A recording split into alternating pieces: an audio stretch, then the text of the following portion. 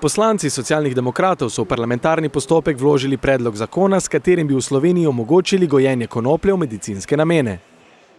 Stroka trdi svoje, deli pomisleke, del stroke seveda tudi pozdravlja ta predlog. Jaz mislim, da je pot v recimo prvi korak, predvsem v smeri legalizacije na področju medicinske uporabe primerna, je to en velik korak.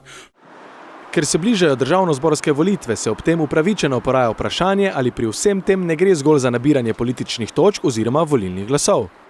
Socialni demokrati smo ta proces začeli že zdavnaj prej, pobude so bile že tudi v preteklih obdobjih, v preteklih mandatih. Na vse zadnje Mladi forum že več kot desetletje in pol seveda stoji na strani, da je potrebno legalizirati tudi stvari na področju rekreativne uporabe. Tako da za socialne demokrate nedvomno lahko trdim, da ne gre za ceneno nabiranje političnih točk. Enakega mnenja so tudi pri Piratski stranki Slovenije, ki je svojo različico predloga o legalizaciji konoplje pripravila skupaj s podmladkom Stranke modernega centra. Politične stranke obljubljajo, govorijo in potem leta in leta ne naredijo nič. In mi smo želeli, da pred volitvami, preden se pozabi potem, kako so glasovali, jih prisilimo glasovati za ali pa glasovati proti, pa konc govoričenja. In v bistvu tukaj je bila ta situacija, kjer vložimo to pred volitvami blazno pozitivna za konopljo, kajti to je prisililo jih, da morajo se zdaj odločiti in to je naš tudi cilj, da se o tem glasuje pred volitvami, da to ne bo samo predvolilna obljuba, ampak da bo volitev zadeva že zaključena. Seveda predlogi o legalizaciji nimajo absolutne podpore. Z Ministrstva za zdravje so namreč sporočili, da sta omenjena predloga v nasprotju z mednarodno konvencijo o mamilih. Predlogom nasprotujejo tudi mladi, združeni v mladinske organizacije, ki so najbolj kritični do tega, da predlagani zakon opredeljuje gojenje konoplje v psihoaktivne namene.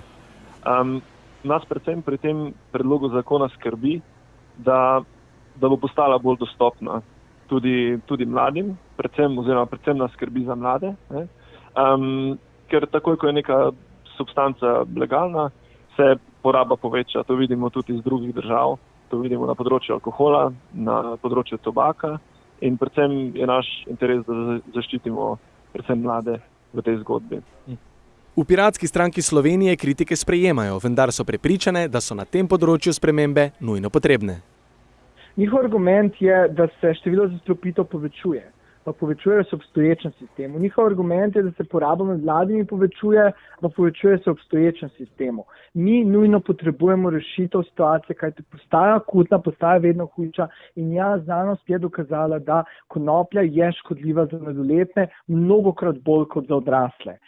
In ravno tukaj jih pa jaz ne razumem. Oni argumentirajo, da legalizacija poveča porabo med mladimi, vendar mi smo jim dokazali, da so narobe brali podatke.